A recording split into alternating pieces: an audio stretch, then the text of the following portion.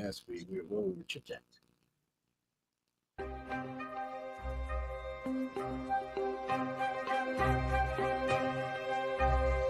When they are consuming your minds and your thoughts and your dreams, from the angels to the demons and to the mysteries unseen, there is no need to worry.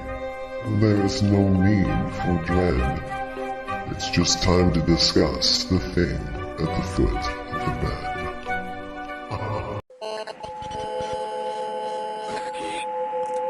What's out there? What creates the shadows in the corners or the creatures of the dark? Who are those on the other side? What do they have to say?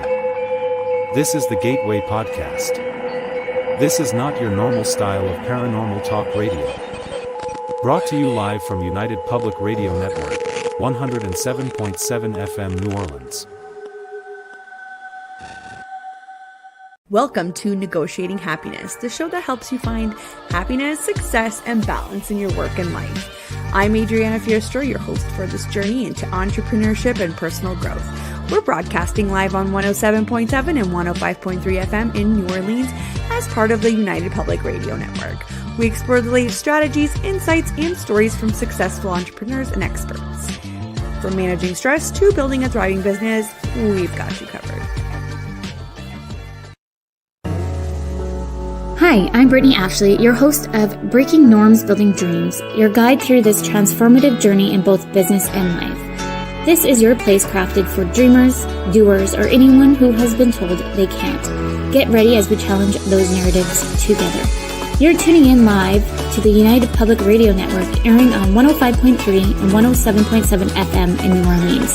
We are streaming on all the popular platforms every Monday at 3 p.m. Eastern Standard Time. Join me for a candid and thought-provoking conversation celebrating your unique journey because you are worth it.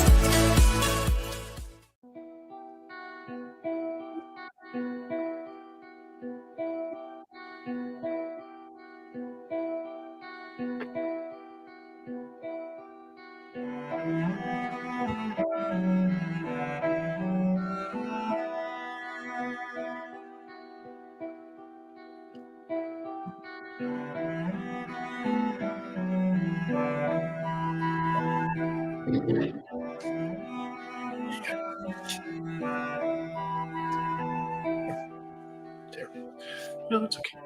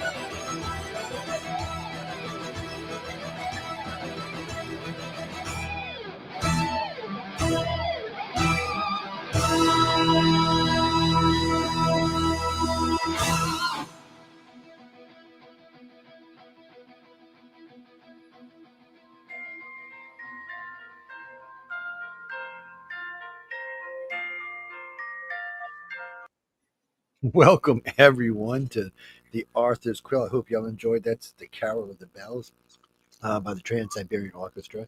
You know, we've been playing Carol of the Bells a lot on the network lately, but with different people singing. The other night we had the choir singing, which, you know, really and truly, until a couple of years ago, I didn't even realize there was words to this music.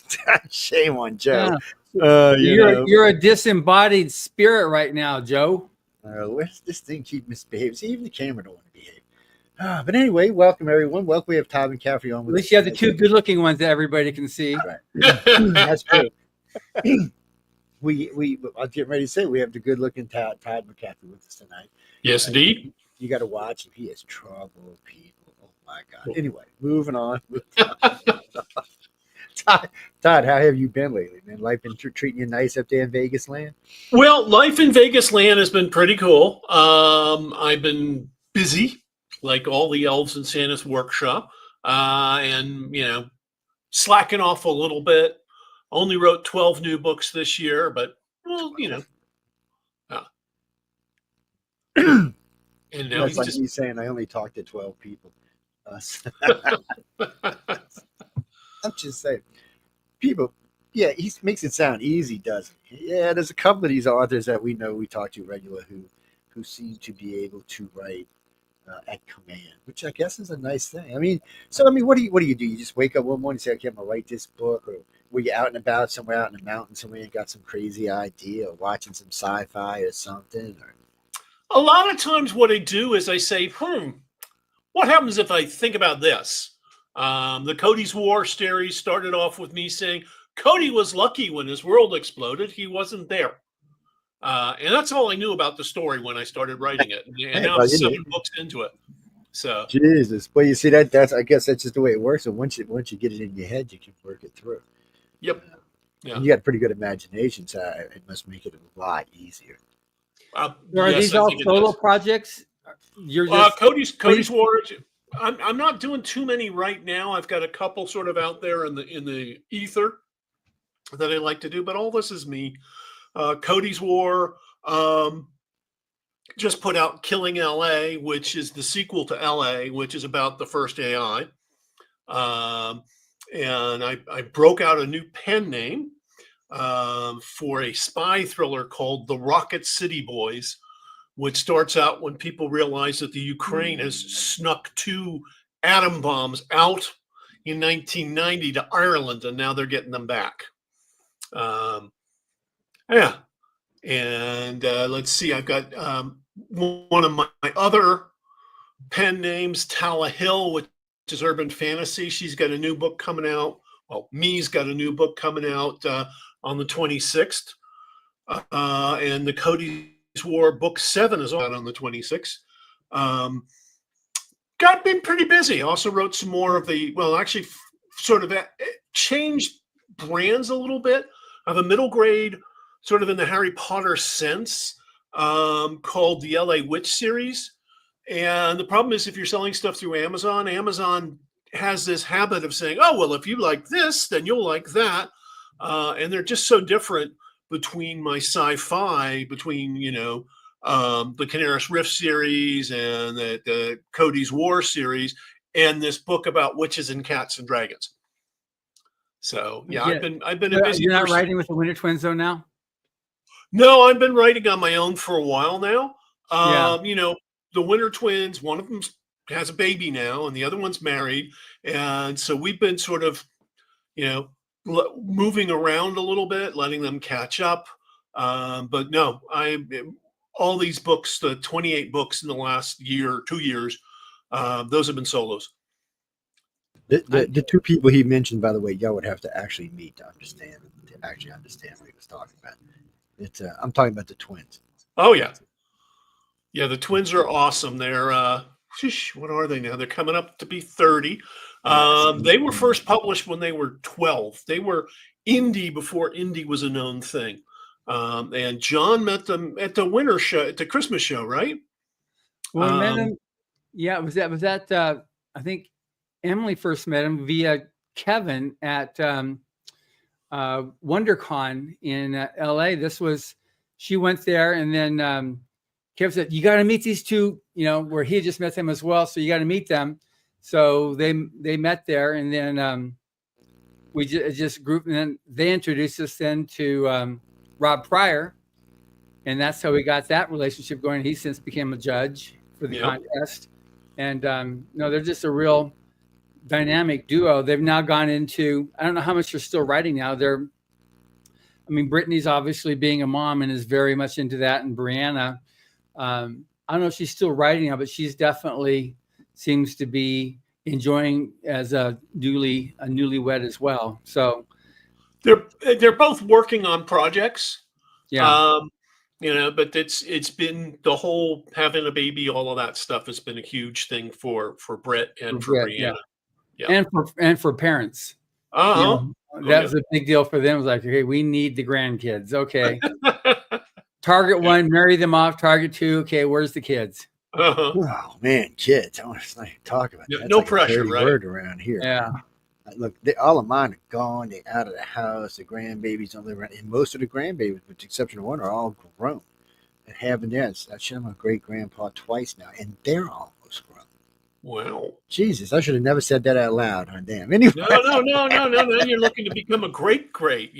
Oh, shut up. It's not going to happen. It's not. Look, I remember when my granddaughter had a baby. I was like, she's 36, 37. I was like, you're gonna do what? I said, it makes me a great grandpa. You can't do that. That's some law against that because I'm way too young for that. And she's like, oh no. So he's actually going to college now. I think he's 19 or 20 in the music and writing. And I was like, I got a 20-year-old great grandson. That's just scary, man. Yeah, you're old, Joe. You're Jesus. I'm like before time started. We were talking about, we did a show on Jesus last night. Just Jesus, the man, not the biblical character, but the man himself. And I got to think I might be older than him. Shit.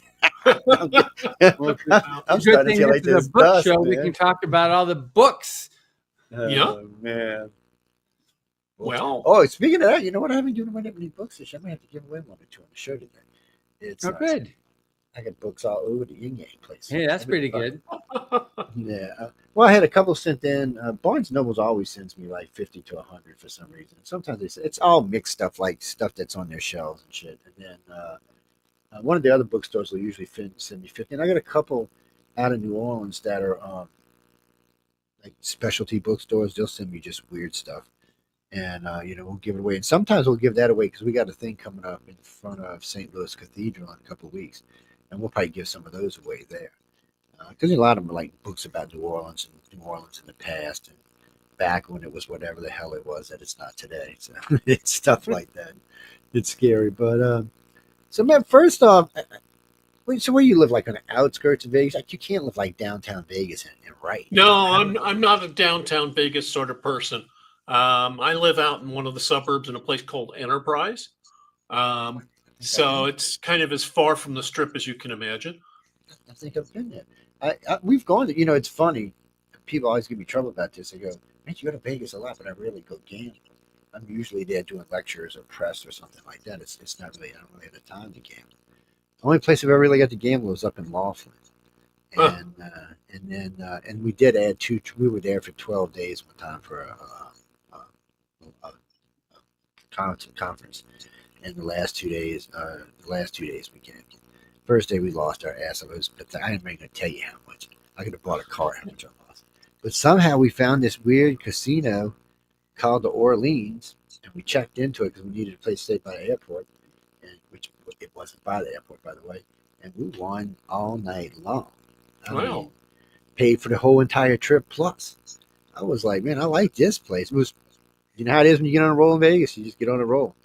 Wow. No, people, I would not recommend. It's why it's called luck. And fortunately for me, I was lucky that night too. But Linda is like one of the luckiest people I've ever seen. I could never get her going to casino. First time she popped 75 cents in, she hits a damn jackpot. First time. Second time she wins a car. I'm like, because that's insane. She was very lucky. But we had to keep her out. It was bad. But so you must not like to gamble, because I mean, being right there. I mean, for people who live in Vegas, I got a few friends down there, and some of them have no problem with the umpteen million casinos, but some of them, man, just can't stay out of them for nothing. I know there's lots of good deals for like eating food, going to shows and stuff, but no, they're not there doing that. They're gambling. Yeah, Vegas is a great place for great food. And one of the cool things about Vegas is all these chefs come in and work for the big casinos and hotels, and then they go off and set up their own restaurants. And so you get some amazing food out here all the time. As for gambling, I've only won when I play for matchsticks, so it's kind of like, if I play for real money, I just lose. So I learned that lesson a long time ago. It's like, no, I do not want to do this. I'm not a gambler. I don't get into it either. I just don't gamble.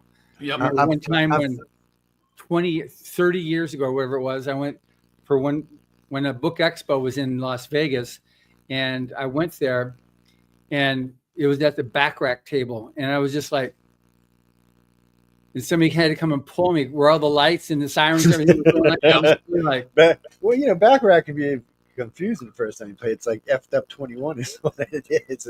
It's a screwed up version of blackjack. Yeah, no, I'm I didn't play. I was just watching, and just all the bells and the lights and everything like that. I was just totally like transfixed and just like stuck.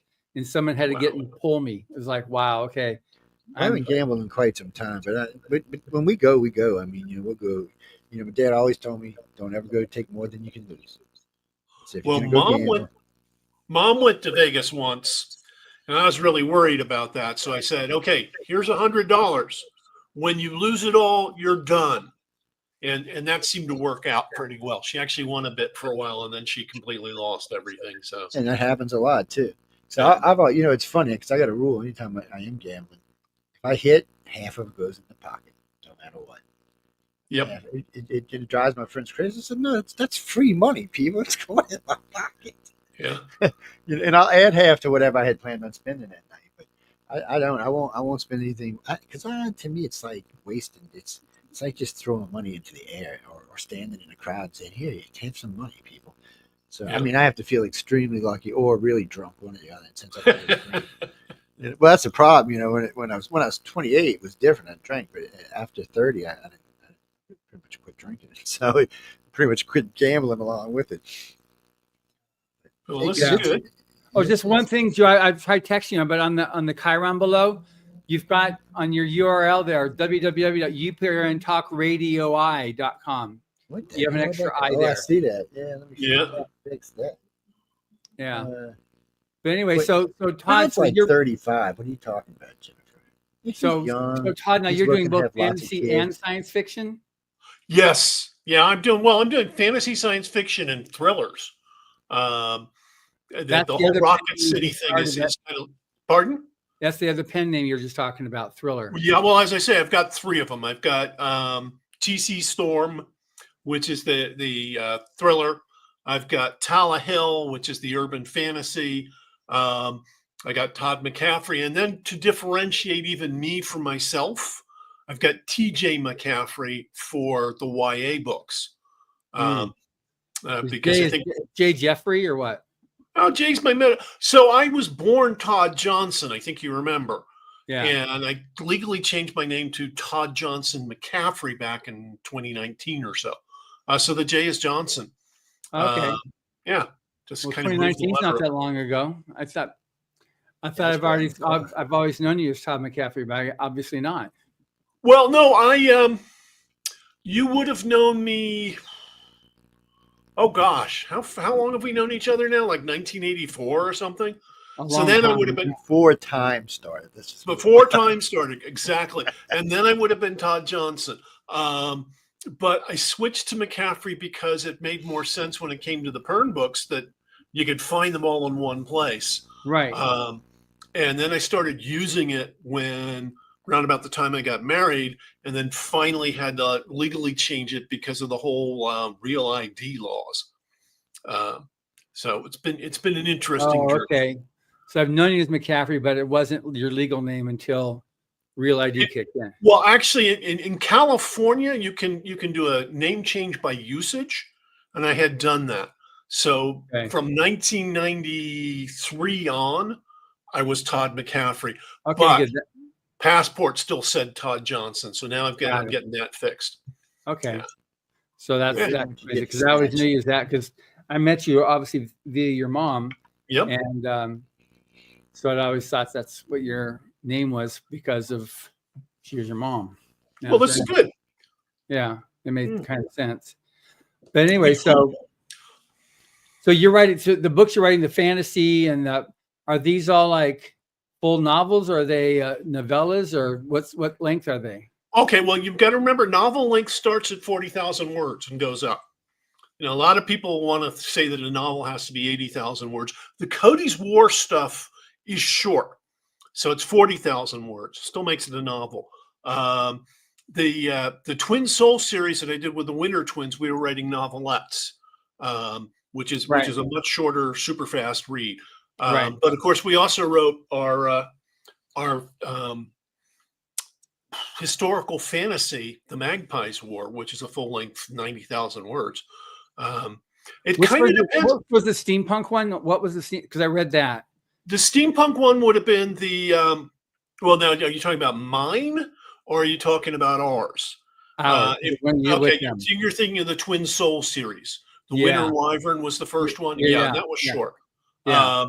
When you get to the Cody's War stuff, that's looks like a short novel to a lot of people, but my opinion nowadays is that a book has a natural ending, and you can try and fluff it up all you want, but what you end up with is kind of like a stuffed turkey. The Cody's War stuff ended at 40,000 words, each one of them, or roughly. So I tried it, because the nice thing about this world is you can go ahead and say, well, let's give this a try and see if it works. And there are a lot of fans out there who love those books. When you start writing a book, one of the questions you ask yourself is, what sort of book am I writing? Is this going to be an adult book? Is this going to be a pure military science fiction sort of a book? Is this going to be a kid's book? With the Cody's War stuff, I decided that I wanted to write clean, hard science fiction, or hard-ish science fiction. Right. So there's no romance there. There's nothing to get you away. The main points of the plot are what's going on. We have aliens and they are not behaving, and how we're handling it. As I say, the first line in the first book is, Cody was lucky when his world was destroyed. He wasn't there. And we go on from there. The other books, some want more room. LA was 178,000 words. So that's a big book. Killing LA was more like 90,000. I like to say that a book needs a certain amount of runway before it can get up. The story idea may need it. So that's kind of where I work. I write until it's done. And I don't try and pad it out unless I really, really feel I missed the boat somewhere. And then when you write, do you just start and just motor through, like you go 12-hour days and just go, or do you I do my 3 hours a day and 4 hours a day or so many words a day? How do you do that? Well, way back when I was even thinking about this, when I was knee-high to a grasshopper, I asked Fred Pohl what his writing day was like. And I was a teenager. And he says he's happy if he writes 1,000 words a day. So that's kind of been my, this is a good day. I know other writers who are happy at 2,000 words. And I like that too. And then I get days where I'm writing 5,000 and 6,000 words a day because I really want to go on with the story and I can do it. So it varies. Right now, I'm starting a new novel, and it's taken me a while to find where it wants to go. So that one's not coming out as quickly as I'd like, or it's coming out quickly enough, but it's sort of like, Um, and it really all depends. Some stories, they're just there, they're ready, they're kind of like ripe fruit. You write them. I think part of it is I've got over 4 million words in print right now. Um, so the more you do this, the better you get at it. And at some point, you learn to trust yourself. You learn not to doubt. You know, I write mostly for me, and I hope other people want to read it. And generally, they do. I think it's important, though, to Todd's first law of writing is allow yourself to be wrong. It is a lot easier to fix a finished piece of work than it is to to fix a blank page. And I think that's really, really valuable. And the more I do it, the better I get at it. It is kind of like, anything that you do. There's that whole 10,000 hours rule. Well, the more you do it, the better you get. And after a while, you start trusting yourself. You go, okay, this may not go exactly where I expected it to go, but boy, am I having fun with it. Well, that's cool. good. Yeah, thank you. That's cool. So, Joe, are you ever going to finish that book that you've been working on? Well, I'll be on the other side when that book gets published. What'll happen is one of my kids or grade kids, come here, look at this. This was really good. Let's publish this. That's about how that's going to happen. Your inheritance is going to be a key, and they're going to unlock the door that has another drawer in there. Then they unlock the drawer, so it's going to be like a. Oh, I seen one of those. I want one of those, by the way. I seen a table like that the other day. This thing was bad. It had drawers hidden inside of drawers, hidden inside of drawers. Compartments that came out the bottom with other drawers hidden inside. Like, look at this. You would forget where half the shit was in this thing. It was crazy watching this. Whoever put this together did a really good job. It had some really pretty dragon art. It was really well carved. Whoever did it did a really good job on it. But I like stuff like that. But no, I've got sitting on my across from me over there, on a notebook pad, there's 3 complete outlines of books that I should have already written at least a decade or more ago. And then there's the one I've been working on, but for some reason, I can only really. So I thought I had deleted it all a couple of months ago because I got really pissed off. And excuse my language. And then I found it again the other day. So it's 88,500 some words. Jibber jabber is what it is. And then, but for some reason, even that what I call jibber jabber, the only time I can really get it out of my head is when I'm with y'all.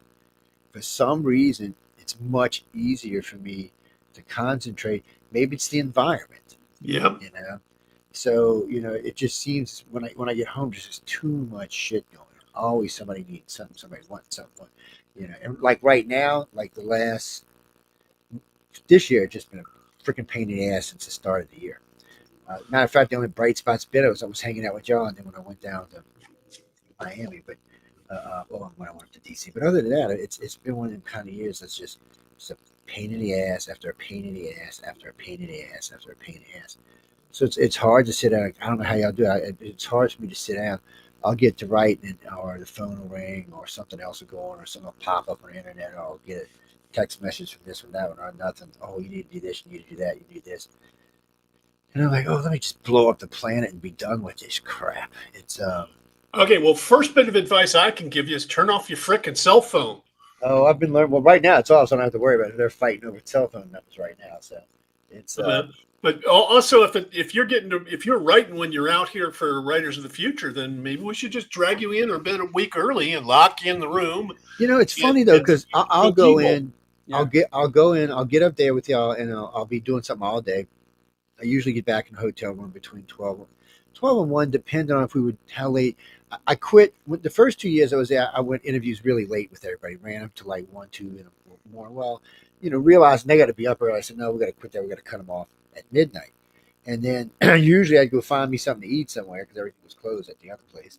And then I would sit down and start going through the tapes and stuff. And then for some reason around 1:30 a.m. I'd pick up the laptop, turn on the TV where I couldn't hear it, just like see the news going by or something. And just once I started, it was going. I just would have to stop myself every once in a while because my brain works faster than my fat fingers do. And it's bad. I'm bad about I'll leave a whole paragraph. John knows he has to read my text all the time. It's so I just it's well, at least I'm honest about it. But I have to, because if I don't, I'll lose track of what I was actually talking about. I say, well, wait, what the hell was this supposed to be? Because this much of it's missing. So I'll go back and fix that. So that's actually worked out okay for me. But I should have started out with something easier. I'm writing about it's a 10, 11-day event that happened to my wife and I in Gulf Breeze, Florida. Oh, God, back in 92 or 94 or something. But since it was already published and it was on it's been on television as well, I figured we'll go ahead. At least it's well etched in my memory. So I'm not even have to really have that much imagination, other than which, by the way, all y'all taught me how to do this was the filler stuff. I never understood filler stuff until I started hanging out with y'all and listened to all the different authors talk about how they come up with, I'm walking down the sidewalk with the pretty sun shining and a little pink dress, whatever.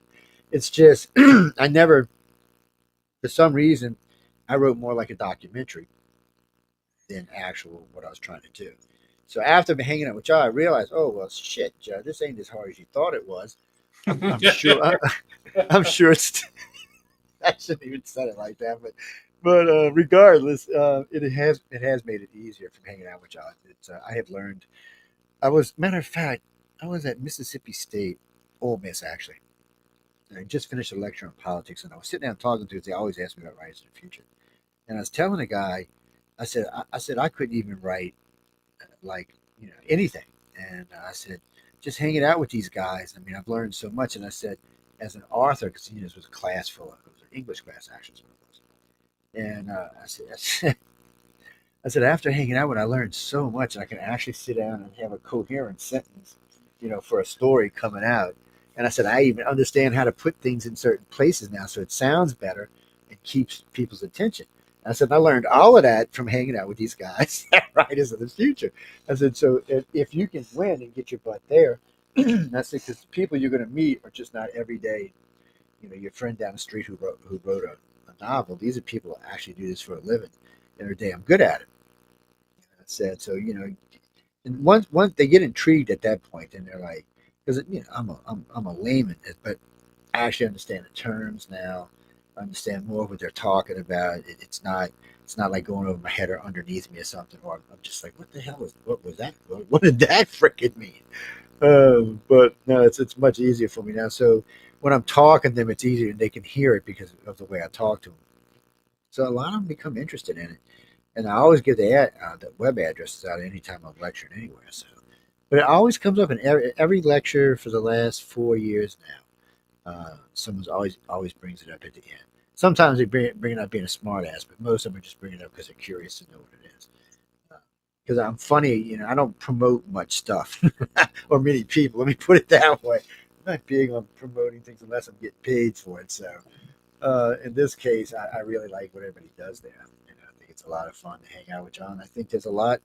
Any author or any illustrator for that matter who can spend a week there is going to come away with a whole entire different understanding of their craft. And I've talked to so many of the winners now that there's no doubt that that's what's happening.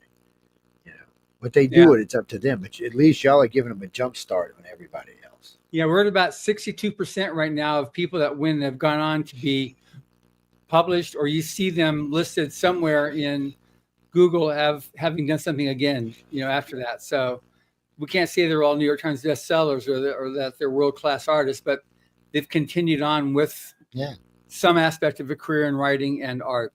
You don't have to be a bestseller to be profitable. No. And it's interesting. So Todd, you're pretty much, except for what you do with the Dragon series, you're all indie, right? Yeah. I just had on, in fact, that's the podcast that just aired is with Andrea Fleck Nisbet, who's the CEO of the IBPA, Independent Book Publishers Association. Oh, wow. Yeah. And they're the fastest growing publishing association right now. And she is like, it's no wonder she is just such a fireball. She's amazing. Oh, and great. Just talking about how the rapid growth and what's, we discuss all kinds of aspects of it and how to give writers that helping hand and self-publishers too. And she says she said, we don't call it self-publishing. We call it author publishing, because the author is not self. You need somebody to help with your cover art. You need somebody to help with proofing. You need all these different things you need to pull off a decent book. If you do it all yourself, which maybe you can do, but most people can't, you need to have a proofread or an edit, to make sure that you're not going to trip your reader up and all of a sudden you just lost any potential fan base because they just read it and just like, oh, this guy doesn't even care enough to make sure that the book is readable, not has typos in it. Yeah. Yeah.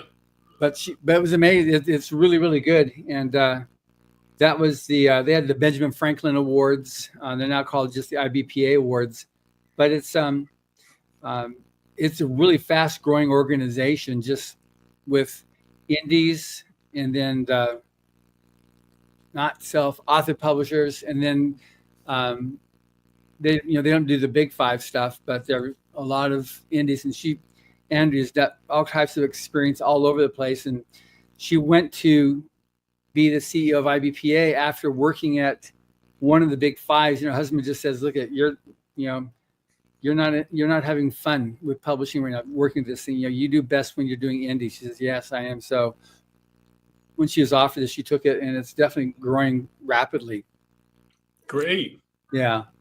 There's definitely room out there. Well, we were talking about this in the show on News and the Flip Side 2 weeks ago. A lot of stuff, since I was a kid, and I am as old as dirt now, a lot of things have changed. And some for the better, some not so much. But it won't be long now that there won't really be that many box stores left. Even Walmart's having a hard time hanging on now. More and more people are becoming way more comfortable with using the internet to shop or bank.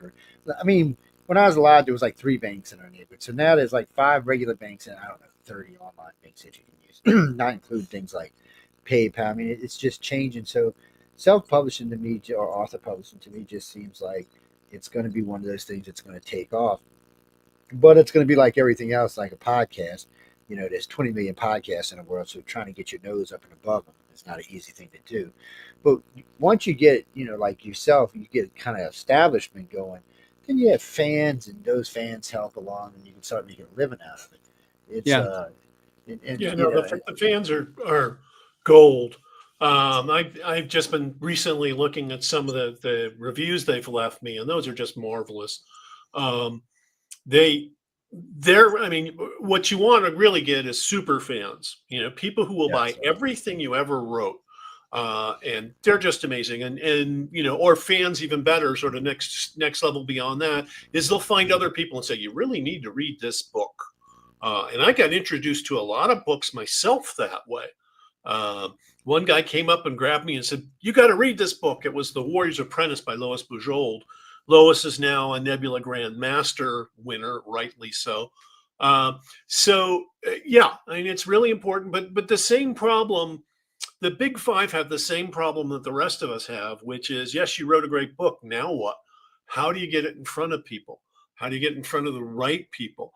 And that's the whole marketing and advertising side of things. And there are people who are doing amazingly right now. There are 7-figure authors who are independent out there and more. You can do it. There are definitely several of them out there making big money. We had him as guests on recently too on your show, on the show here, Joe, too. We've had, with some of the guests that we've brought on are they do really well. They do. Well, over the years in the different fields I've worked in, I've met authors who like Nick Redfern. He's a 9-to-5 writer. He gets up, he has his breakfast, he gets his coffee, he goes in his room, he writes. He writes till 5. He's done. He goes on his way. He don't write on weekends. He travels. He does a lot of lecturing and conferencing because he writes about a whole host of things. And he does. I think he's got 160 or 170 books to his credit now. He just steadily writes.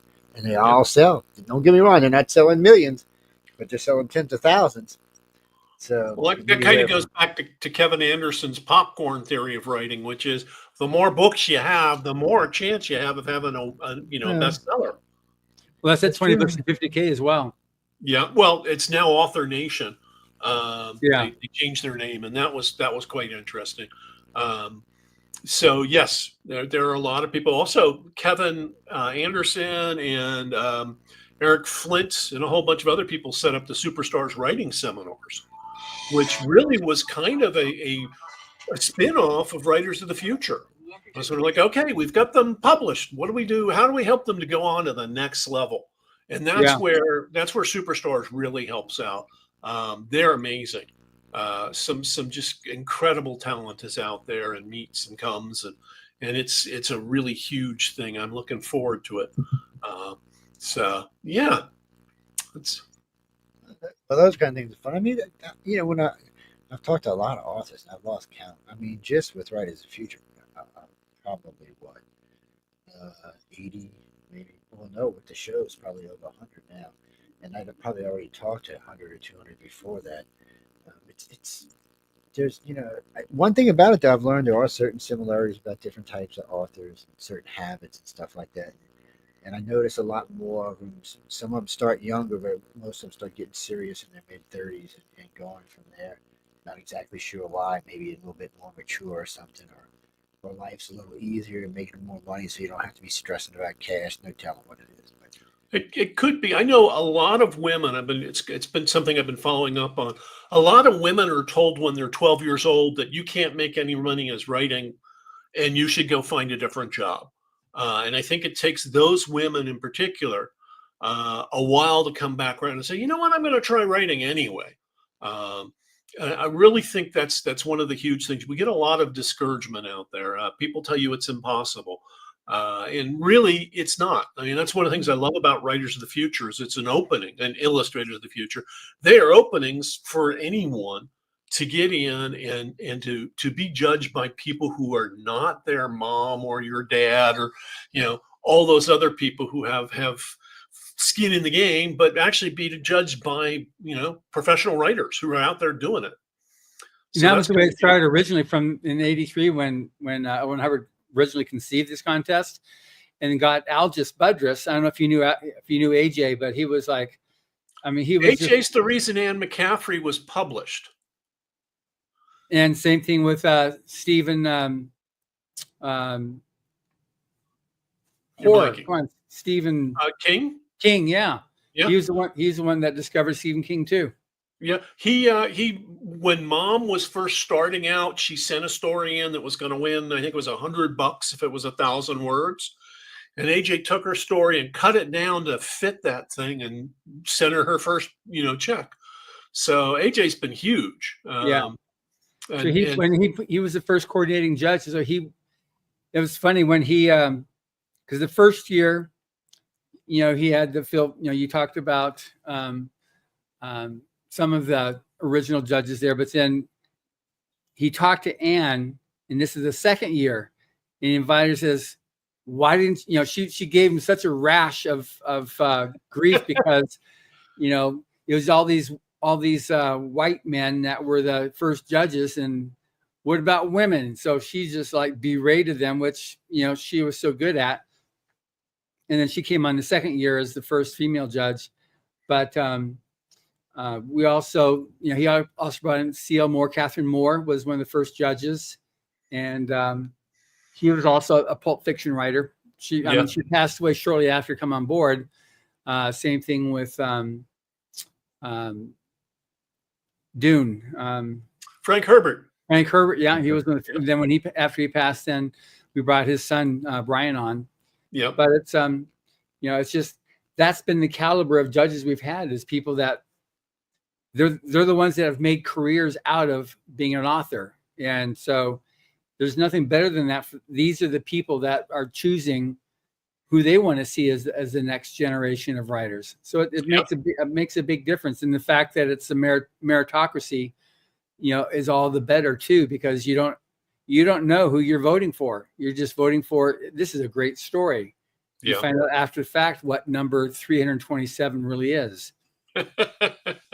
I certainly it's a problem actually, because they'll come up and they'll say, "Well, what did you think of my story?" And I'll go, "I didn't know who wrote it." I don't get the connections back. Oh, by the way, this is the story name of that. This is the author name of that story. It's kind of fun. So Yeah, it's definitely interesting in that.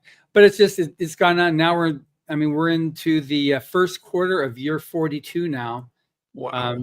It's just amazing how it's gone on, and we're kind of like, I mean, we'll see how it settles in, but we've taken a stance on AI with respect to Writers of the Future. So we don't accept AI stories or AI art.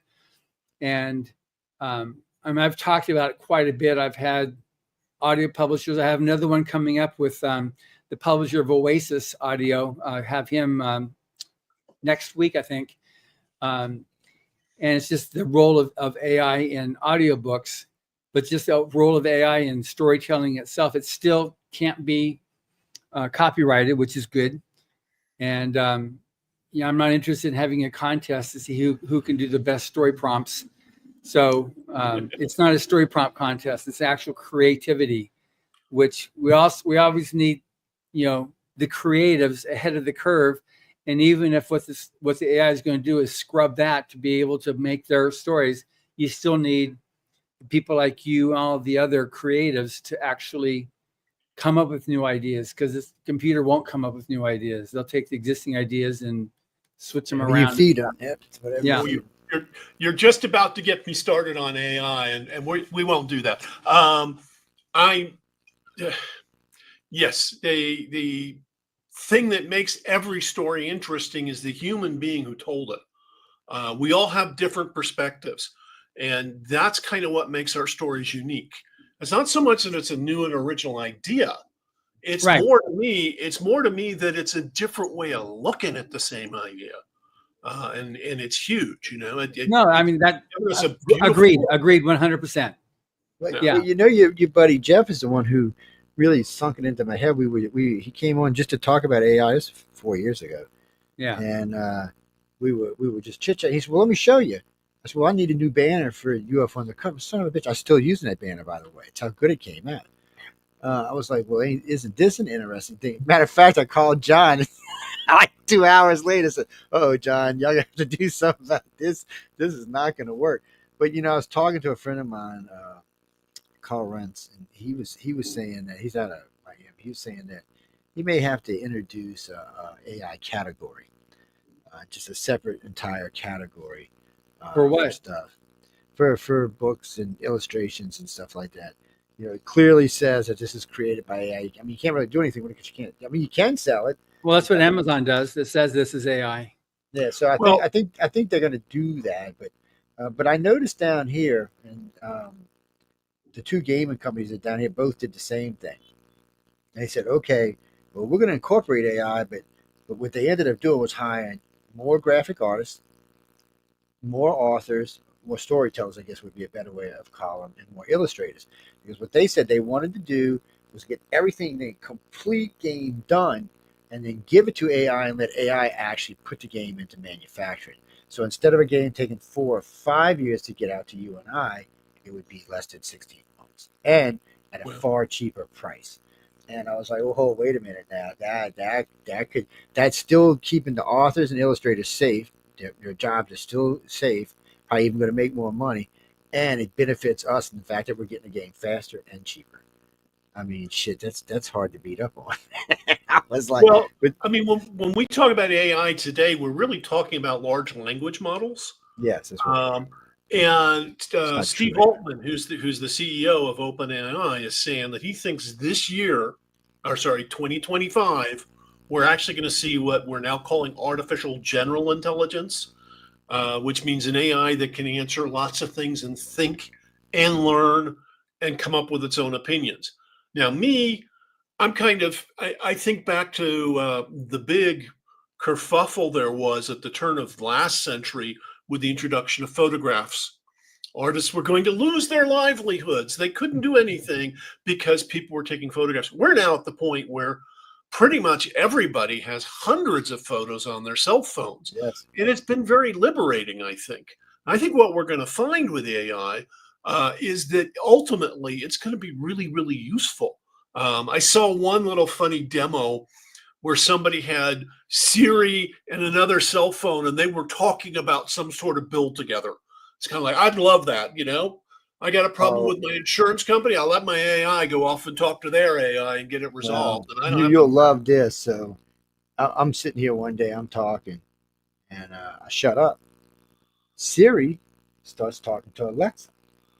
Alexa and Siri are having a conversation. I'm like, I recorded this. I'm like, what the?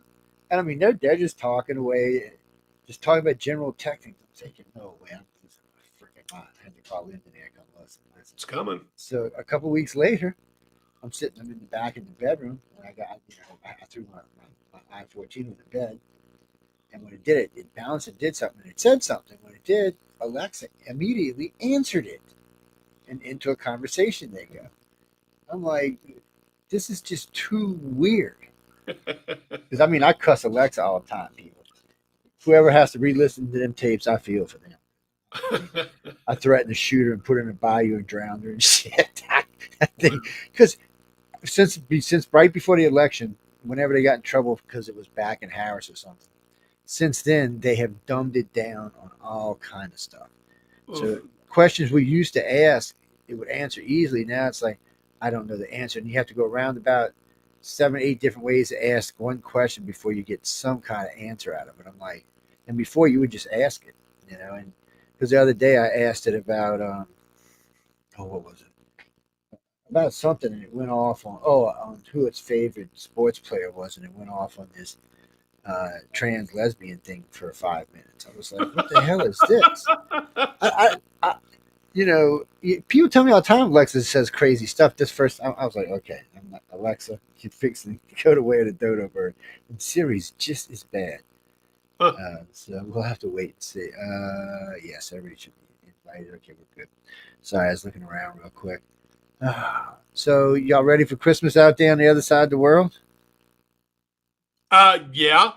Christmas, Hanukkah, Saturnalia, Kwanzaa, Yeah, a all whole of them. bunch of. Yeah. I got in trouble on News and Flipside a couple weeks ago because I went off on like a rampage about 7 different holidays or something. The guy said, "Why don't you just say Happy Holidays?" I said, "Oh, blankety blankety," because I curse on that show, holidays. And he's like, "What?" I said, "It's Christmas, it's Hanukkah, it's Kwanzaa." I just went off. I said, "Why can't we just say them by their name? Why do we have to say Happy Holidays?" I said, "Happy Holidays sounds like, I want you to jump off a freaking bridge or something." They just, oh man, they went off on a rampage for the next day. But that's one thing I like about that show. I can get away with saying all kind of mean stuff. It's a lot of fun. And since I'm a centrist, I'm an equal opportunity hater. I got this thing from my sister. She's married to her spouse is another female, and they live in P-Town. So that's that whole community there in Massachusetts. And she sent me happy non-denominational holidays, and it's like, okay, great, So Yeah, I mean, they keep all of that. I'm going to either say it or I'm just not going to say anything. But it's just I enjoy. It's a definite. It's got to be harder on you because you're out there in LA land. So yeah, this is definitely the. Down here, anywhere you go, it's Happy Merry Christmas, and it's or whatever you happen to be standing around. Happy holiday. Yeah. So, Joe, you would be the person who would give me a good answer on this. All these drones in New Jersey. I mean, as far as I can tell, a lot of what's happening is people are looking up and they're seeing a red light and a green light and a bunch of flashing lights, and they're saying it's an unidentified flying object. And it's kind of like, no, those are airplane markings. A lot more. I think there's a lot of people just getting confused, but there seems to be an Hey, Steve, we see you down there, man. Say again? I was just letting Steve know we knew he was down there. Steve Sears comes after this, but right. But go ahead. Finish what you were saying. So I'm just wondering what's your take on this stuff? So we've done 3 shows on this. We've done 1 full show on it, 2 half shows, and then it's been included on News and Flip Side for 2 weeks in a row. So the majority of the ones I've looked at, and by the way, I have a thing for aircraft recognition because I was in the U.S. Navy on USS Nimitz. One of the things I had to learn was aircraft recognition. So a good chunk of them, 75%, maybe even 80%, are definitely airplanes. Some of them are so obviously airplanes. I'm like, well, how can you not tell that's an airplane? But there are a few that are definitely drones. But what's bothered me about this is 2 things. One, these drones are not turning off their lights. So they're being seen, which they could turn off their lights, and at 500 feet, you wouldn't see them. I mean, you wouldn't even hear them. They just buzz right over your head. You wouldn't even know they were there. So I'm kind of confused about that. Plus, all major drones, which these are, have to file a flight plan with the FAA. And for the FAA not to be out there with helicopters looking around means that somebody has filed a flight plan, but for some reason, no one wants to talk about it. Huh. So, and then of course, there's the other two theories, which are just what they are theories. There is the Iranian stealth ship out there with its drone supply, and the Chinese, Chinese have actually bought a bunch of land around some of our military bases. And then some of these are where drones are being seen at. So, but somebody says, oh, they fly over base. If they fly over base, they're getting shot down. Or if they don't get shot down, they're immediately being tracked to wherever they came from. You're not flying anything over. I mean, we've been known to chase anything out of flying over one of a no-fly zone. So that I didn't believe a lot of that. So I do figure these are nice-sized drones. These are expensive drones. These aren't, $10,000. These are anywhere from $25,000 to $200,000 drones. And these some of them are the size of a school bus, so you got to wonder exactly what they're doing. And they could be a lot of things. I mean, you could have survey drones up there, which are about the size of a Volkswagen. You could have other kind of drones up there, doing all sorts of stuff, scanning all kind of areas. There was a rumor floating around that came out the White House that someone had reported a pocket nuke in New Jersey, so they could be up there scanning but people don't realize this. Every port we have is scanned for radiation anytime anything comes and goes, and we have constant satellite scanning because we have to mark everywhere we have radiation. Like the hospitals and stuff like that are actually marked, so we know that they have. That's why there's a radiation signature there. We also know, like the WIP facility and the Yucca Mountain facilities, where we keep the majority of our waste. WIP is for medical and non-weaponized waste, and Yucca Mountain is for anything that was used in weapons. That's what it's for. And eventually they're going to fill these in, put a cap on, put a little sign this big, and walk away. Like, there's nothing under there. Don't worry about it. So it's not exactly. But there are definitely some real drones that there's no alien craft flying around as far as I know. Nothing I would consider. I mean, you could say UFO because they're unidentified, but I wouldn't give them any real credit other than somebody screwing around with some drones. And if our government's really not interested and the Pentagon's not interested, then it can't be that big of a threat. Yeah. Hey, did you ever run across the series Bob's Saucer Repair? I heard. I don't know if I actually read it, but I heard Boyd. that. They're just a lot of fun. It starts off with somebody finds somebody's put a UFO in their garage because the UFO broke down, and it just goes on from there. Just a ton of fun. Well, I have to read it because I'm always looking for something that's fun. I see we have Mr. Steven with us in here. Can he see us? There he is. Yo. See, we got these. Both of us got these sexy beards today. See, he knows how it is, man. I had it put on this morning. I had it all dusted in. Hey, Todd, how you doing? I'm doing great. How are you? I'm doing quite well. I have not seen you in a while, even though I have seen you like across a convention hall. Oh, yeah. Well, I mean, that's the only way we get to do this. Is sort of we wave in the distance. So the last time was probably San Diego. I literally, Jessica and I walked by. We saw you at the booth, and we did one of those. Yeah. Well, I think I was only at San Diego. Last time I was at San Diego, I was only there for a day. Oh, wow. And then I was off doing wondrous things and all. So, yeah. You saw each other at Rise of the Future. Well, yes, but that's a while back now. Yeah. We got one. That was like 2 months before San Diego. So yeah, I was just thinking of a sequence.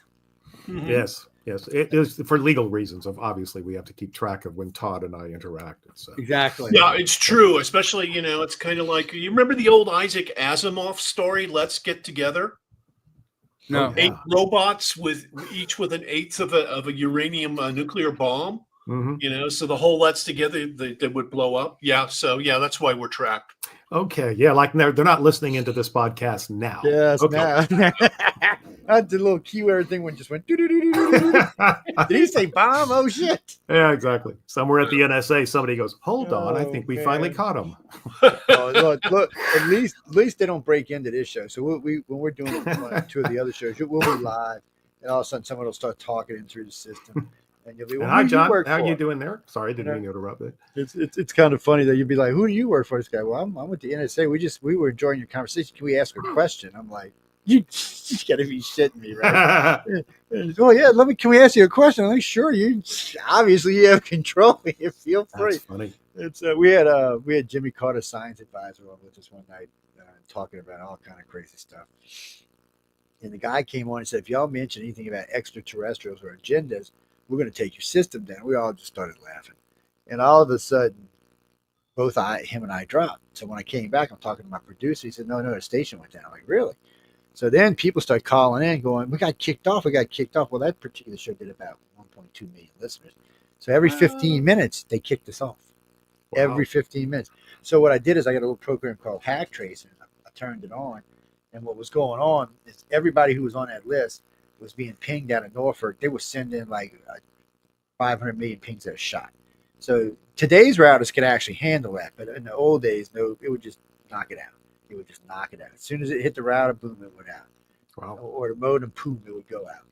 And some people back then were still on, that stuff called dial-up, which was probably a curse word today. But it's I remember that. Man, I don't even think about that. I remember when I got my first 2 gig hard drive. It was this big. I mean, literally, it was this big. It's called a Barefoot. Yes, people, 2 gigs. Yes, and I was happy. Let me tell you, y'all don't understand. Hey, I remember how proud I was when I got a 10 megabyte hard drive. Oh yeah, I know. Way back then. Because I started out. What did I start at? Well, I started out pre-Windows. I remember when the original Windows came out, but we were doing DOS. They had this little game called. It was a monkey game where you threw bananas and blew stuff up. It was in DOS. What do you expect? Well, let me tell you what. When in the old days. There wasn't just go www. No, you had to go write a paragraph to get it to take you somewhere. And then it would take you there. I started on a Unix system at the Rand Corporation Defense Contractors offices in Santa Monica. A friend of mine worked there, and I met him because I was working at an answering service, and he invited me down there. He worked like at night. He was one of their science geeks, and he just sat me down in front of a terminal and he said, I'm going to put you into this game where basically it's all ASCII figures and you're just looking for treasure. And first one I ever worked on was a Unix system. Unix is cool. I mean, Linux, Unix, a whole bunch of them. They're not like what we get today with Apple and Microsoft. Was that Jimmy Reed? No, first Windows I think was Windows 3.0. Now they had some crap before that the Navy tried putting on their computers, but it was a Windows 2. Yeah, it was just anyway. I'm not gonna be that. Yeah, it was junk. Is all I can tell you. My first system I ever liked that Windows made was 98 SE, second edition. Yes, I didn't even like the first. It was always crashing, blue screen and stuff. Anyway, enough geeking out. I'll start getting emails. Steven, welcome to the show, man. Thank you very much. How are you doing? I mean, life's treating you good. It's cold where you at, warm. It's probably warm. Overall good. It's been busy. This last year has been incredibly busy, and now everything is kind of crunching toward the end of the year. So it's very busy. But yeah, things are going well. I've got projects I'm working on, friends I enjoy, and any lies that I can tell about all the aforementioned. What? I said, any projects you can tell us about? Oh yeah. I've got I don't want to go into whole pitches about these things. Let's not get into no trouble here for great storylines. Now, a few that I'm working on are in various stages of development. One of them is a project called Eventide that I'm doing with Diana Zimmerman. That's a very, very big fantasy type of scenario for television or film. I'm working on about to release a book of short stories, a collection of short stories, because why not? I'm also about to go into rehearsals. I still act, and I'm going to be in an Ibsen play. Why did it have to be Ibsen? Called A Doll's House, and that's being directed by Renee O'Connor, who Renee was one of the co-stars. That might be a little creepy, man.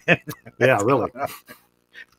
For some reason, the way you said that, I got this sense of, oh, wait a minute, this might be a little creepy. It's it's just that Ibsen is like really complicated. Yes. So I got that. I got 2 other television projects, and like I said, various stages and the usual meetings and everything. But until these things are placed, I always refer to it as like waiter's talk. It's like you Oh, go to any I restaurant in understand. LA and every waiter has a film deal because they just sent in a picture and resume until Yeah, it I happens. There's do. a difference, Stephen. There's a big difference. You've got about 3 jillion credits if you go to IMDb. Yeah, see, that's a big difference, man. I'm only doing that until I get that job at the restaurant. Okay, good. Yeah, that's a good idea. So, Stephen, though, you almost had me coming out to LA. I just couldn't quite swing it because you were playing Miss Trunchbull, weren't you? At one point? I thought that was brilliant. Was it fun? It was awesome. Yes, that was another one. It's funny. I started out as an actor, came out here, fell into the writing, and then I've done that for 40 years. And Renee O'Connor, as I mentioned her before, the co-star of Xena, she played Gabrielle. She founded her own stage company, Shakespearean based, called House of Bards. She also directed a lot of independent films, and she still acts. But she calls me one day and she says, "Well, I know you were an actor, and would you mind being in one of my plays?" And it was her first Shakespeare play. It was Macbeth, and I don't have a problem saying the word. And since then, I've done 3 of her plays, and then she was directing Matilda for the Redondo Beach Performing Arts. And she called me and she said, "Would you mind coming in? Because I know you can sing," because she heard me sing before. And she goes, "I just want you to meet some other people and sing them a song." And so I did, and I ended up playing Ms. Trunchbull. And it was awesome. I wore 6-inch platform shoes. I went through 3 pairs of them. There's a running gag with Renee that every time we're in rehearsals for any of her shows, I will sprain my ankle at least once. Which I have done. And yeah, getting on that stage, it was a huge cast, like 99 people in that cast, and the majority of them were kids. But we had a great time. It was so fun. Yeah. I was, like I say, I really almost came out just to watch you and see how it worked. Well, I appreciate that. Last. You would have been welcomed. Next time. Yes. Next time I will wear the outfit just for you. And yeah. There we go. Talk about that off camera. Yeah. Yes. It's a PG-13 show. All right, PG-17 because I'm good. I have a goal now. PG-13. We had to move it to 17 because I constantly. Now is that anime PG-13? Because we can get away with a lot. Yeah, we get away with. I noticed that. You sure can actually. It's because we have a late night show we just rate it late night and leave it at that. John won't even come on it because we curse so much. He's like, "I can't go on it. These guys on it." It's one of the guys, I've never heard this guy ever curse, and he went off on an F rant the other night. I'm like, Jesus, dude, I didn't know you could curse that well. Was you in service or something? Because somebody wrote to me one day. She's like, "I've been listening to you for 25 years, do radio and TV, and I've never heard you ever curse." That's why, because all the other shows I host, I can't curse on. I said, it's not appropriate. I said, but this is a news show, and we're talking about a bunch of bleepity, bleepity, bleepity, bleepity people, so I can curse on this one. Wow. If those of you who don't know Steve Sears, because we've talked about Todd, that he's an amazing author with 3 genres now: science fiction, fantasy, and you said thriller or mystery. No, spy thriller. Spy thriller. But we got Steve Sears. He's the screenwriter. He created Xena, Warrior Princess, Sheena. He did Riptide, Stingray, The A-Team, J.J. Starbuck, The Highwayman, The Swamp Thing, Raven. I can't see it. Hardcastle and McCormick. It's amazing what he's written as the screenwriter. Wow. So I make sure you know that we're speaking to basically a Hollywood demigod. Yeah. I make one correction. I did not create Xena. That was one that I came into in the right before we even started shooting. So I was a co-exec producer on that one. But yeah, thank you. I sit corrected. Well, how was Lucy? How was she to work with? Because I heard horror stories about it when she went on, was it Gladiator or Spartacus or whatever? Spartacus? I haven't heard any horror stories. She was. No, great. I don't mean she was mean or vindictive. Anyway, like I said, it's PG-17, so I can't go there. Yeah. Well, there was a lot going on Spartacus. I know there were a lot of fans of Xena certainly went, well, there's a side I've never seen, and it truly was. No, Lucy was great. She's a wonderful person. I like her personally. We don't hang out or keep in touch. It's like I run into her at conventions or at the They just went to a screening of a documentary that she had just done, and she was there. So, but literally with the crowd, it was like, "Hey, how are you?" I got to interview with her. She was very sweet. I mean, she's very nice. She is. She's also we had a very, lot of fun. she's a Kiwi. She's very straightforward. Yeah, she is. She does not mince words, but she does not wish to harm anybody with her words, and is very, very, careful. Because people can misrepresent things. But yeah, she was one. She and What do you mean by that, Steve? Now, see, you got to figure that one out. Wait a minute. What is that old thing about? There was a BC comic where one of the characters, his resolution for the new year was, I will not be leery of women again. And some woman walks by and says, Happy New Year. And he goes, I wonder what she meant by that. But no, Xena was one of those great experiences. Everybody who worked on the show, they looked forward to seeing the scripts that we sent them. And we absolutely looked forward to what they put on the camera. I mean, we call those little treasures where you kind of build each other up. And it's not as common as it should be in the TV business, but it definitely happened on Xena. It was a fun show to watch. I think the first time I seen her was watching Hercules or something.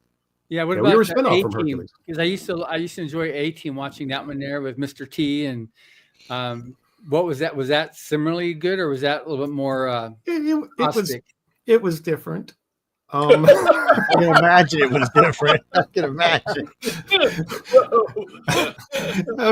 So anyway, how about them Dodgers? It was every show is different, and that one did have its own politics and controversies. I mean, I will just say George and I had an incident. We just did not get along. Tia was great. Dirk was great. I think Dwight was one of the best actors I've worked with. He's so incredibly multi-talented. And even though that George and I might have had a disagreement, same thing with him. Incredible actor, and you look at him and those blue eyes, you're just taken back to the Breakfast at Tiffany's or the Blue Max, and you realize you're working with a legend.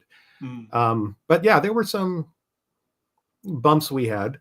But never anything that. Well, let me preface this. I was a staff writer at the time. Myself and my writing partner at the time, a guy named Bert Pearl, who was my best friend and an incredibly talented person. We spent most of our time in the office, so we didn't go down to the set a lot.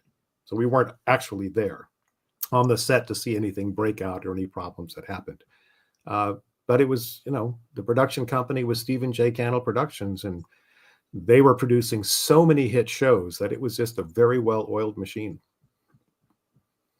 Yeah, it seems like companies get like that every once in a while. Get a good run and start. I wish I'd see some now. Yeah, I think COVID burnt everybody's brain. Well, that's an interesting conversation. I think that's part of it. It's a larger issue, though. The entire way that storytelling is being approach these days, it's not episodic television, not that was the best thing in the world. It is streaming television, which is more like writing a 10 to 12 hour novel and putting it in a visual form. Writers have always been traditionally segregated from a lot of what happens in film, so now they're trying to find the balance. In television, writers were basically the king. We became the producers, we were the showrunners, because we understood every level to the project, and if there happened to be a change to be made instantly, and there always was, we were better equipped to handle it. In film, completely different. In film, it's a director's medium. Sometimes writers aren't even allowed on the set. So yeah, it's just changed to a more marketing based. I guess the way I would look at it is back in the 80s and 90s when it was advertiser based, you basically had one target you wanted to hit. You wanted to hit those ratings. One target, and the advertisers bought into that and they wanted to sponsor your show. Now with the streaming, and now they're adding commercials back into streaming, it's like they're trying to cast a net, which is so huge that they don't focus on trying to make it the best they possibly can. Having said that, I love a lot of the stuff that I'm seeing today. I do too, but I agree with what you said. It does. it feels subpar in a lot of ways, and I guess because a lot of things too, when we're talking television, especially, we've gone from 25, 26, 23 episodes a year to 10, 9, Mhm. 11, 14. And it makes it hard for fans to want to stay hanging around. It's like Doctor Who. I couldn't even tell you last time I even watched the episode. I couldn't even tell you last time a new one came out 3 years ago. It's a hard way to keep fans, and it's not just that. And, there's been other series, and even though I've seen some good sci-fi that I've enjoyed, like Altered Carbon, I kind of enjoyed the series, even though it's not a child series. It's definitely an adult series. Mhm. Well, people, there's a lot of curse and a lot of nudity. So, and then I liked Expanse for another, because I am a big fan of near now sci-fi. So it's one of the reasons I like both of those. But for the most part, in everything I've been watching in general, I just feel like, let's see how fast we can get it out. Let's make it coherent and how fast we can get it out. It doesn't have to be perfect or even always make sense. Let's just get it out there. And I'm kind of like, And also, Hey. we're kind of looking through the prism of history. We look back on the older shows because we remember the ones we really loved. We don't remember the real clunkers. Yeah. Of course, if you want to check my resume, you can find a few, but still, I'm proud of them. And today, of course, we have binging. So, Yes, and once again, I make that analogy back to novel. And actually, Todd, you're a good person for this because Todd has written so many novels and written series of novels. Can you imagine if Todd put out a brand new the first volume of a continuous series, and then people sat around and said, "No, I'm not going to read the first volume. I'm going to wait till he finishes all of them." There are people out there who do that. Wow. Yeah, I can imagine there are. But It makes life more challenging. But yes, there's a subset of people in the world that will wait until a series is done before they read it. There are others who will start with the first one. There are others who will wait until there's at least 3 books out. And I can see their points of view, all of them. It's sort of whatever rocks your jollies, as it were. But yeah, some of the heavier readers, because as you know, I've got this my podcast, and I've talked to a lot of authors that have found that it does better for them when they've got several books in their series, because when they get the hardcore readers, they want to have, once they find something, they're like, I love Todd. Boom, what else has he written? And if they don't have something else to go to, once they find something that they like and they're just voracious readers, then it creates a problem for them, and they won't do it. So they'll, it's just one of those things that I've talked to with several authors who have many books out there. Say, once somebody finds something and then they just want to read everything, and he said that's what really pays off, because now the guy's gotten whatever book, and now they read the other however many books he's got, either in that series or in multiple series. Mm-hmm. And that's the payoff for being self-published, or like I said earlier in the first hour, they being author published. So it's what they do on an indie line instead of going through a major publishing house. Yeah, I think my formula for that, and I'm newly getting into the prose area, is that if you write one book that seems to be a continuous type of series, and we all know when we read a book, we can say, oh, we can see that this is going to be a series. People might read that and they're still kind of like, well, I'll wait and see. Second book, they're like, okay, this is good. The third book, then you have locked them, because now they have an expectation and you've been reliable. You put out 3 books. So at that point, for me anyway, and for a lot of people I've talked to who love to read, they say the first 2 books are the if we're kind of testing out this new author. By the time we get to the third book, we absolutely know we're going to stay with this person forever, or we're just going to dump them. Yeah. Well, James Rosone, he's been on your show, Joe, a couple times. He's gotten a couple different near future hard sci-fi, which like to me, that's the scariest stuff out there. The near future military sci-fi, because it's I love that stuff. so much of that technology is for real, and you're like, oh my gosh, it's scary. I am like a geek, like you wouldn't believe when it comes to that kind of stuff. I can And imagine. well, Sean Hazlitt writes a little bit of that too. He's on the network.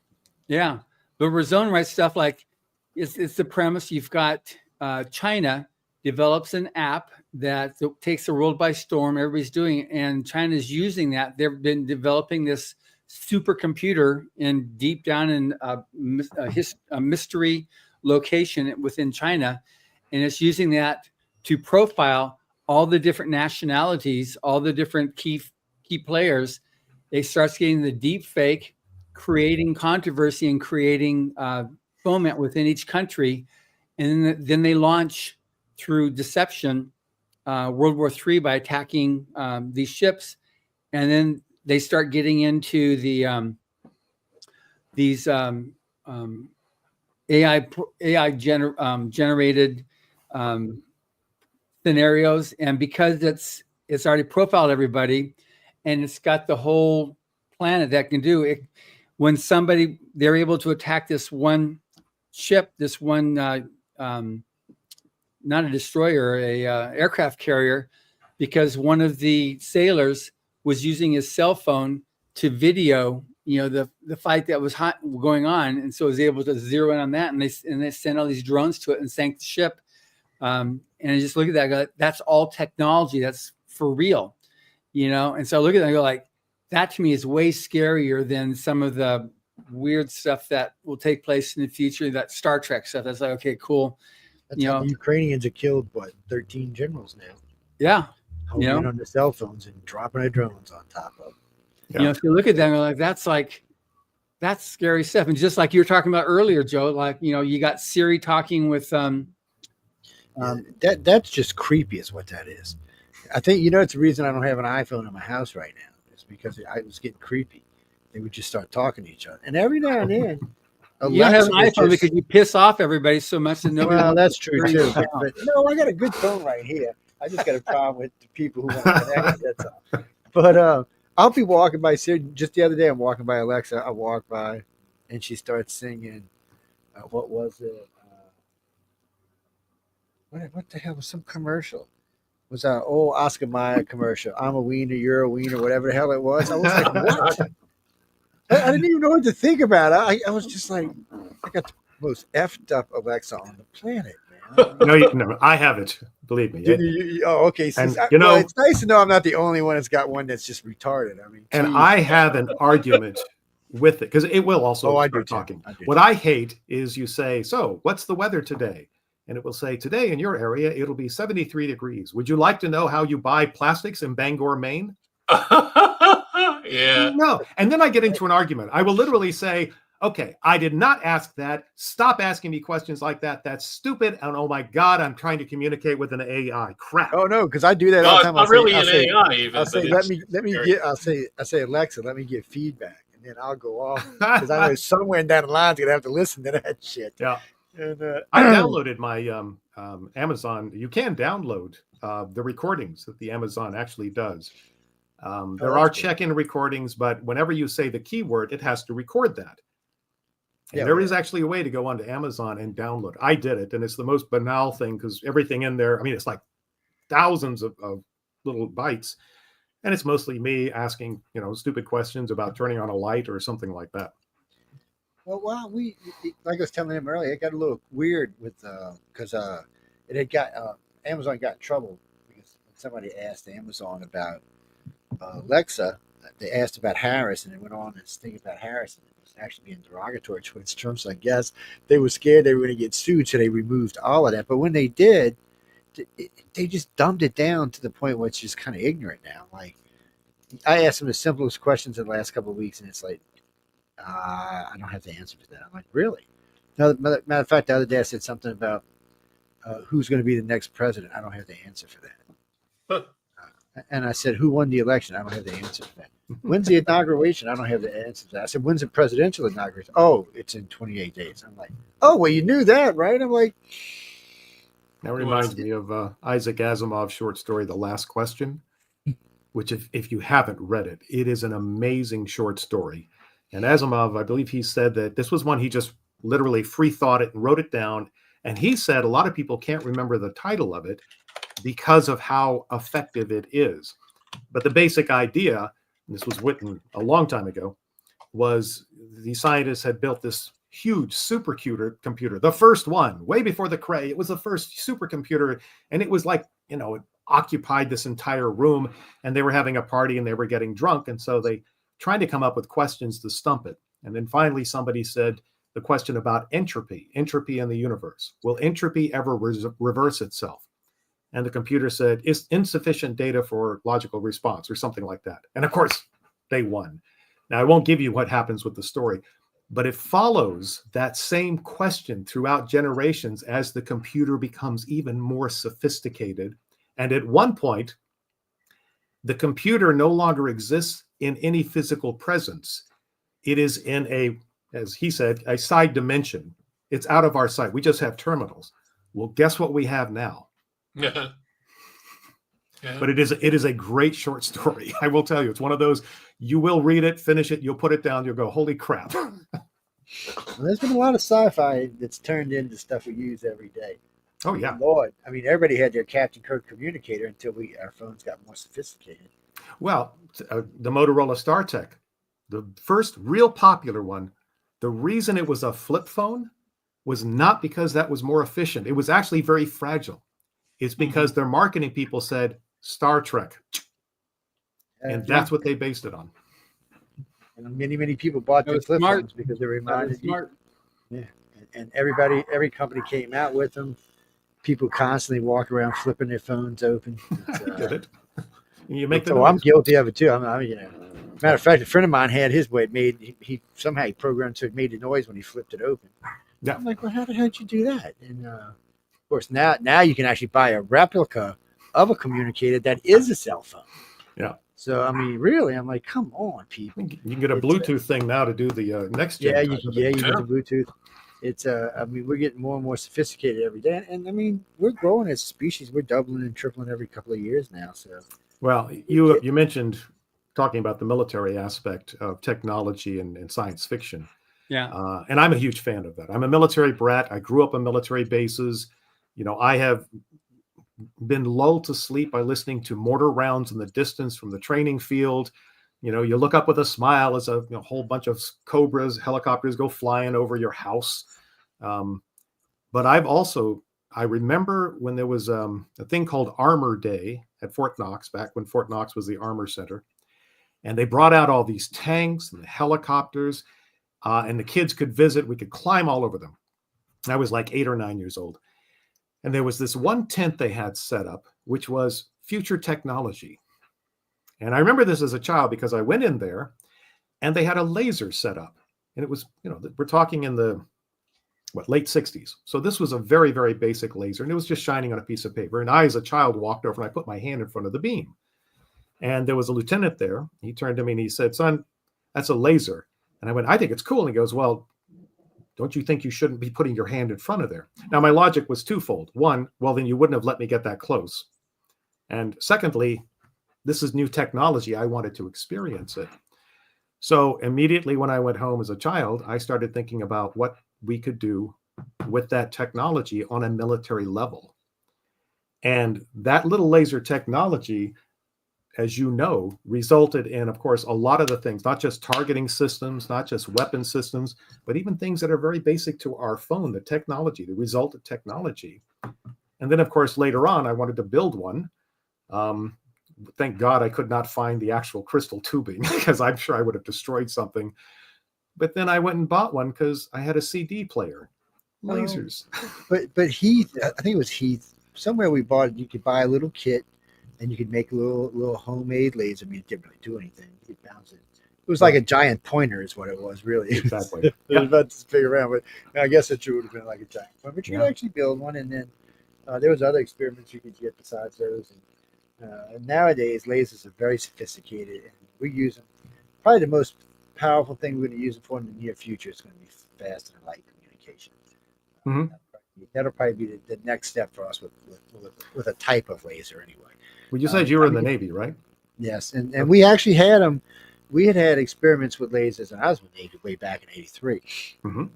And we actually had experiments with the lasers. But these lasers, they'd come on board the ship. They would take up the whole front of the damn ship.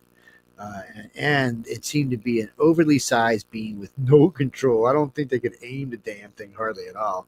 I think it had to be fixed. And you had to either move the whole thing or move the ship for whatever you're going to aim at. But it did work. I mean, I don't want to take away from it. Yeah. And then, I have a Class 10 security clearance, and I got to meet a friend of mine was working at Los Alamos. when Star Wars came into effect and Star Wars just kind of lingered on and nothing really happened with it, he brought me out there to show me what they were doing with it. So they were taking these big silver discs, probably about the size of 2 semi trucks, and they were vented, they had ribs vented in them, and they would set it on top of the lasers and they would superheat it and shoot it into space. I was like, well, they were trying to figure out a way to bring heavy loads into space without having to build a space elevator or something. Right. Or use rockets to get them there. But they could get them into space, but any laser that was big enough to carry a load generally would just melt through. Right. So, but what was funny about this, when I seen these, I realized something.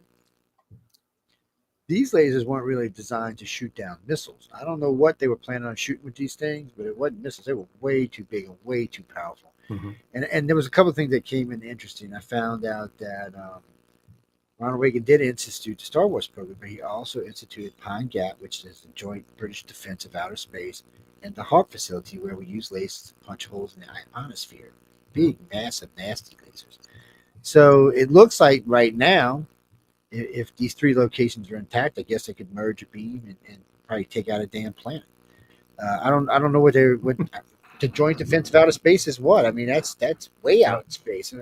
What do we? Somebody tell us what we're defending ourselves from. And then Reagan went on to give 7 speeches about what would happen if aliens came to the planet. Obviously, this man knew something that the rest of us didn't. See, that would be good for good sci-fi there. But you see, that's what it is. All of these technological questions, for me, because I love this stuff, I automatically start forming scenarios and futuristic stories around them. It's like the submarines. If you remember back when they used blip technology for communication, they'd come up and boop, boop, boop, boop, boop, boop, just blip it real quick. As soon as I got into that whole laser discussion, I started thinking, well, wait a minute, you're talking about spectrum lasers where you actually have more than a binary system. You could do blips on a laser level. And if you did that and combined that with Einstein, a lot of Einstein theories with black hole singularities, you could actually, okay, follow me with this because we're all creative people. You could actually blip a message before you did it and be able to receive it before you sent it. Now, is that possible? Well, in my what if mind, it is. So I can write a whole story around that. But you see, that's where the merging of technology and fantasy later on can quite possibly become the reality of the time. And I have to give you have to give credit to the sci-fi writers, because of a lot of inventions, including the laser, were because of someone in sci-fi. I mean, there's so many credits to you when you go. There's a website you can go to that have a list of credits of scientists who invented it because they saw it on a sci-fi. Some came from Star Trek, some came from Buck Rogers, came from a whole host of back as far as the 1900s. But without it, and a couple of guys even admitted, he said, without it, I would have never thought about this. Well, we've had several speakers at Writers of the Future, the engineers and the rocket scientists, that they said they were inspired by, the science fiction. See if I could do it. And like in Battlefield Earth, Albert talked about this is in the 1980 or so, when we talked about a device where not just a book, you could store all these kind of books, and eventually it'll talk to you as well, well before there was anything like that. And then Todd, your mom, the ship that sang, you have these, people, that are in these, they continue on now as the AI, but they're real people. They weren't, they're not AI. They're the actual people that then were moved over into the ship there, running the ship, and actually had personalities and the whole thing. So it was, we're moving that direction too, not just, the straight AI, but actual people, before the RoboCop. Yeah, there's a lot of interesting stuff coming. That's for sure. And I know there's a reason why you find a lot of geeks and nerds employed by the Pentagon, because it's true. They read this. I talked to a guy who was a security cyber expert, and he works for the government. And we had a whole bunch of discussions because, of course, I'm just like mining him for information. And he said, "Oh, absolutely. We eat up everything you guys write." Yeah. Because we read that up and we say, well, wait a minute. It's more than just a story. So, yeah. Yeah. One of the more than that happened for the longest time. That the jet pilots, those the flight suits came from Heinlein. That was a Heinlein design in one of his stories. You know, it was just like they would get back then, you know, because when they decided, this is also one of the articles that with Hubbard and Heinlein and a few others, after World War II and Korea was escalating, they said, okay, we need to get together and do something because it's getting worse and worse again. So they decided to create a space race instead of an arms race, which is what was happening. And they started writing about these different things, and they were being called by the Pentagon. Okay, so give us, you know, this new stuff. Give us your ideas. What about this? And the flanges that were used in the rocket ships.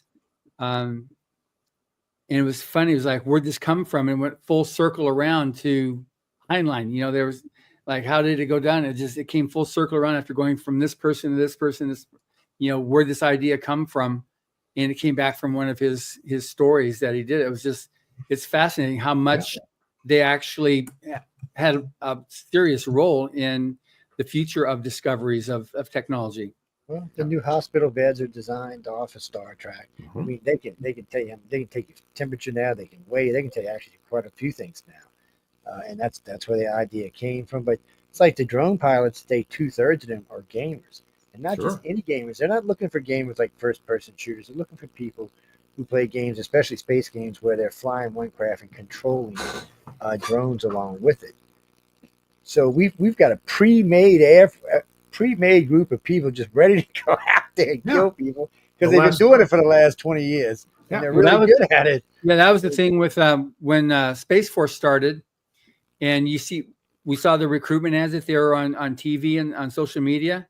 They're going after the geeks, the gamers, and because Emily and I were welcomed on as honorary commanders and went to some of the different briefings that the generals were giving about what they're doing for Space Force to be able to catch up with Russia and China specifically, who had excelled over the United States because of politics.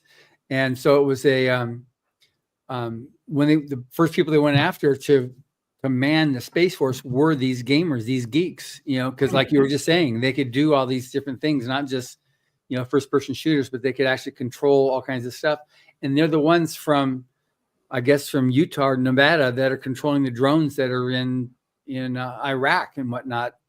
You know, it's crazy. Yeah, The Last Starfighter. Remember that movie? Yeah. That was well, and the federal government admitted that they had put things in the game so they could monitor. They got caught for it twice now in the expensive games. But you don't do that unless you know unless you. I want to see what they mined out of Leisure Suit Larry. I've got to be in their files now. Wow. What's going on? Yeah, I was my big claim to fame with video games is Pong. That's about as far as I went. Oh wow. Yeah, I remember when Pong came out. That was way back in the 73. Day. That was in 73, I think. Maybe.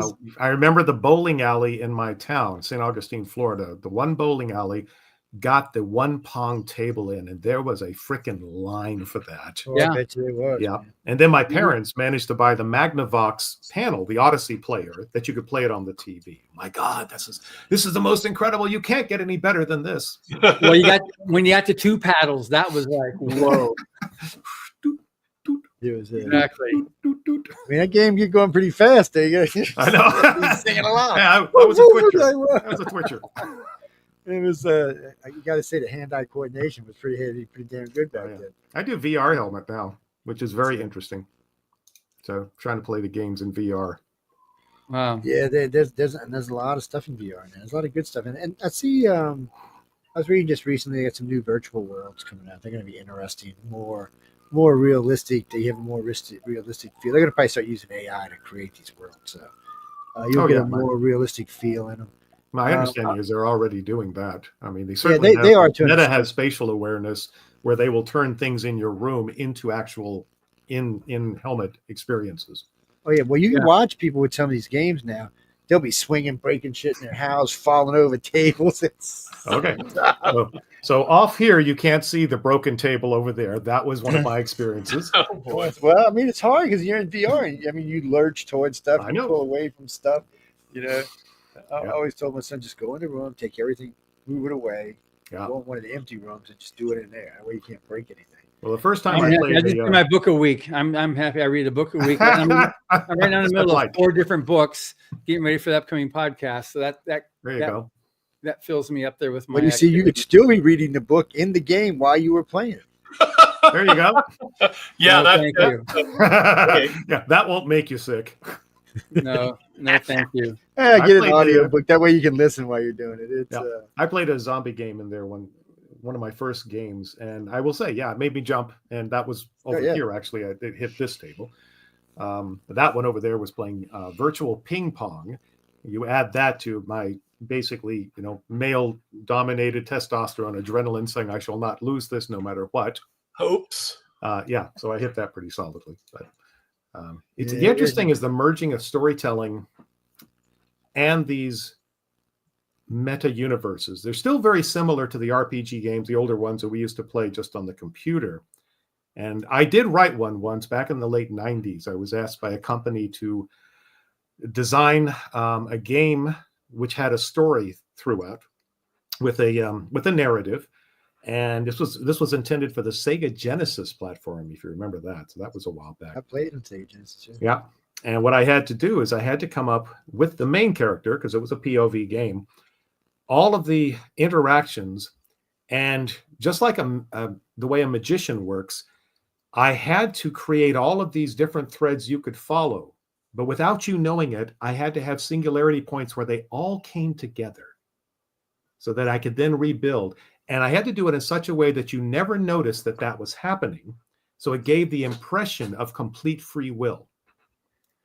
But the problem is, for a narrative storytelling, once you are one of the characters, you are not independent of the story. And that's a completely different perspective. It's not like reading a book and experiencing the book through the characters that you identify with. You are there. Yeah. I find it fascinating. It is. Oh, I enjoyed all of it. I don't get the game like I used to when I was younger, but I still every now and then will get into one. Sometimes I'll get into some of the more involved games because I do like Civ. I do like building worlds and blowing shit up with nuclear weapons.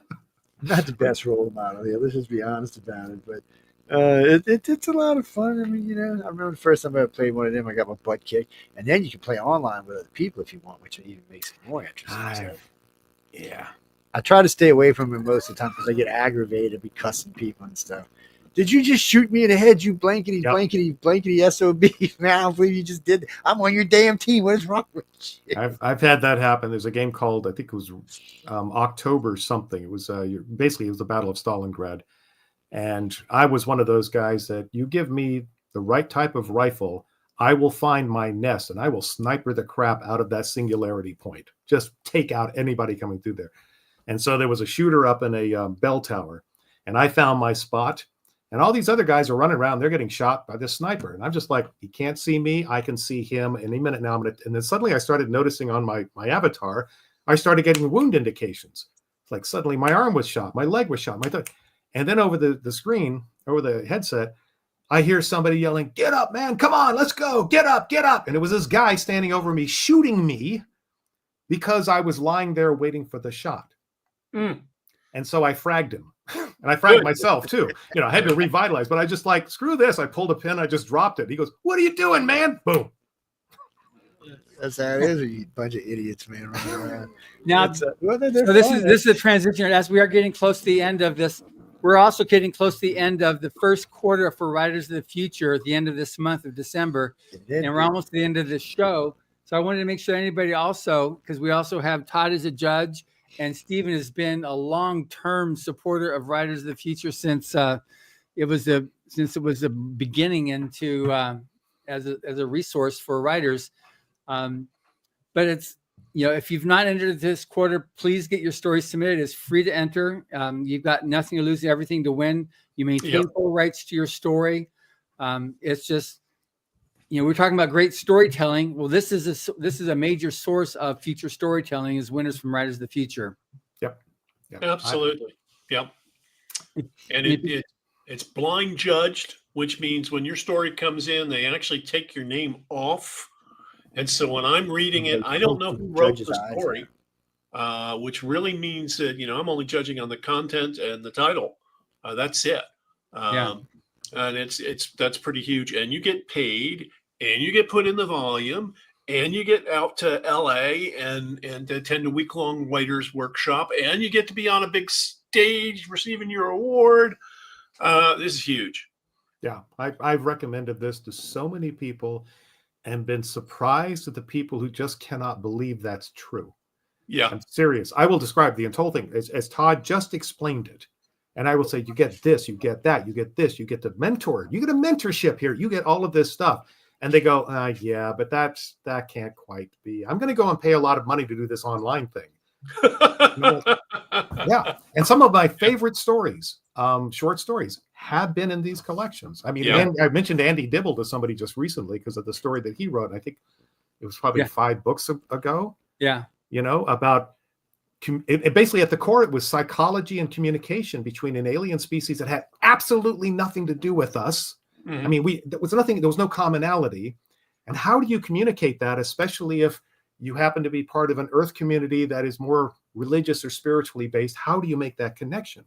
Yeah. And that's just one example. That was a brilliant story. And I told him it's one of the best stories I've read. It's good. Yeah. He's a good guy. We still book media for him. He still, do different things, and we'll see him at conventions. That's one thing that's really, once you're part of Writers of the Future, it is a family, it's a community. And so going all the way back to volume 1 with Dean Smith and Chris Rush, who wasn't in there, but she was at the first workshop there, and Nina Kriki Hoffman, they're all published in volume 1 all the way up. We've got winners. I got Scott Knoll. He'll be our guest on the podcast in a couple of weeks. He was a winner, I think, in volume 8. He's now he created a magazine called Dream Forge, and does, is just doing really well with, himself paying forward. And we're going to be talking about AI. He said this for him, it's like, get the idea of, 3 blind men talking about an elephant. He said, because I've been working with AI since its beginning. And he does a lot of writing too, creative stuff. He said it's kind of like the blind men talking about an elephant. They all have a different perspective, and they're all. Somebody's going to get lucky because I was picking this out of I had a little pack that I brought back from LA with me, and I thought this was one of my autograph books, but this is not. And I just realized why, because of this right here. Nobody can see anything, Joe. What do you mean they can see it? What are you talking about? Look, let me put it closer. No, you're not. You haven't been on the screen at all the whole 2 hours. What do you mean? I'm on the screen. I can see myself. We can't see you. All I see is some dingle balls and a who are you talking to? Who are you talking to, John? I mean, exactly. What the hell? Is it on now? No, you haven't been on for 2 hours. We hear your voice. And well, it's on the thing. So it's gonna. I don't know why y'all can't see me because the world can see me. You can see us on Roku. You're feeling seen. That's I can see us on TV because I got the Roku on, so I can see us. Okay, well, we can't see you here on. Well, that's just queer, is what that is. I can see you, Joe. I think John just can't see you anymore. I think more importantly, I think we understand you. Yes. Yep. But anyway, regardless, this is book 40. It's an unsigned version. So I'm gonna give it away tonight. This is actually the one John sent me. This was an advanced reader's copy, is what this is. So this is not for resale. It says right there. So this was when he sent me earlier this year to read ahead of time. And we talked about the writers, not to underscore, because you showed off some of the illustrations. We should probably talk about that too. That's amazing when you see the interpretations that these illustrators come up with. And so it's not only writers of the future, it's illustrators of the future. And the illustrators get to illustrate one of the stories that the winners wrote. And you very rarely, if you're published in any magazine, you very rarely get an illustration for your story. This is really huge. And so that's something else to think about. Another one of those amazing benefits from winning a Writers of the Future award. Yeah. So I'm going to give this away. If somebody can tell me who second commander of Babylon 5 was, but his real name, not his screen name. Okay. His Woo. screen name. So it's going to be the It's second funny. person who took over on Babylon 5 as the big kahuna. What's I have so many. You're talking about in the show. Or you're talking about running the show. I'm talking about the actor, Yeah, the there's one actor person who that was ran the the show. lead. So I because he was have original commander the first season, and then of course he left to come back later on as somebody else, Okay. and then somebody else took over. And now the guy that took over, he's a fairly well-known actor, and he was married to someone from Little House on the Prairie. There y'all go, figure it out, people. I have several friends who worked on Bab. I never worked on Bab 5, but It was an interesting. I liked it because it's near now sci-fi. I mean, Lots of Patricia problems. Tallman and I are good friends. Mira, we used to be very good friends. She and her husband Goran. Patricia used to come to the Rise of the Future galas. I haven't seen her for Mhm. several years, but she used to come. If She's you're traveling, Yeah. I see you on YouTube now, Joe. It's weird. I don't see you when I look at it Huh. on a The StreamYard, sexiness but on just got YouTube to I be see too you. That's much for you. weird. That's all. We know what happened. Guys, we're getting ready to get out of here. So first, Steven, you want to tell them anywhere they can see you, find you, slap you around, or anything good coming up? you pay extra for the last part. Yes, I'm very easy to find, unless you are in fact with the NSA, in which case you will never find me. Just look for my name, Stephen L. Sears. Google it, you'll find me probably on Facebook or Instagram. My website is StephenLSears.com. That'll give you my access ports and some old photos. Also, keep in mind, this is something important, by the way, for all creative people, and I always say it about myself. Remember that your name is your brand. That is your brand. I am not Steve Sears. I am not Stephen Sears. I am Stephen L. Sears. And if you are a creative person, never, ever just kind of shrug and say, well, they were close enough. Always make sure that your brand is there. As an example, if you go to StephenSears.com, you'll find a website about cleaning children's ears. Stephen L. Sears. But not you. It is important, but it ain't me. Yep. I had very, very, very antiseptic ears. And this also helps you later on in life as an author, because your name is, there are two things people notice when they walk into a bookstore. One is they're looking for artwork, but mostly they're looking for that name, and they want that name that they're familiar with. Yep. So I always kind of like highlight that when I do these podcasts, because so many creative people just kind of shrug and they just kind of go, well, it's okay. No, you are your brand. So StephenLSears.com. That was my speech. I will get out of the soapbox. There we go. What do you got, Todd? Well, you can find me on Facebook and Instagram. I have a website, toddmccaffrey.com. And yeah, that's me. Todd's easy to find. Both guys seem pretty easy to find. Ladies and gentlemen, we'll get ready to get out of here. John, you know where John's at. You can see John earlier in the day. Well, no, you can't see him, but you can hear him earlier today on Writers of the Future. He airs just before the Professional Witches Echo Chernick show. She's doing her illustration stuff there. So you can always go check her out there. And him and I host this show afterwards. Also, there's going to be a new show coming up. It's going to be 7 to 9 called The Chat. Yeah, this show is already, it's only done one episode and had 2.2 million views. So it's going to be trouble. I can already tell. I mean, it's every now and then we'll start a new titled show to just get a lot of attention. This is one of those. We'll see where it goes. This show hit, I think, 2.2 last week, didn't it? Actually, when I polled us a few minutes ago, we were at, and I will tell you exactly, 2467682 with an average listening time of 99 minutes. Oh, that's where we are sitting right now. Yes, I can see us 2.5 million listeners right now. That's good. One of the nice things about doing pod, now I can't see our Roku listeners, which is going to be anywhere from 2,000 to 40,000 our viewers. I can't actually see those, and the FM side I can't see as well. But FM is just FM. You anywhere from 1 to 10,000 people on there, depending on where it's at. It's in New Orleans, so what time is it? Saturday, 7:00. No, ain't nobody listening to us there. They're either eating or drinking, one or the other. There's like 2 million people plus like listening right now. Yeah, 2.5 million. 2.5 million. 2,467,000 1,682, and the average listening time was 99 minutes on a 2-hour show. Wow. Which is pretty good. Wow, that's good. That is great. Yeah, And everybody the should know. the overall station listening time for the whole entire station is 86 minutes. Wow. So when people tune in, they actually stay and listen. Yeah, because we got a bunch of crazies on here. Anyway, it's like watching a train wreck, man. You can't.